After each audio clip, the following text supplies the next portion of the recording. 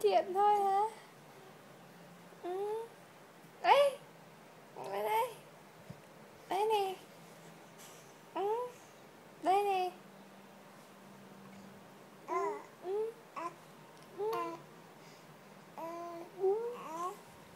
Gì? Hỏi gì? Nói vào đây, không hiểu. Không hiểu.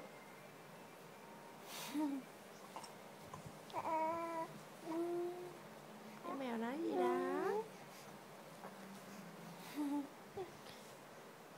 Miệng chua chua. Nó cụt thế ạ. Ủa?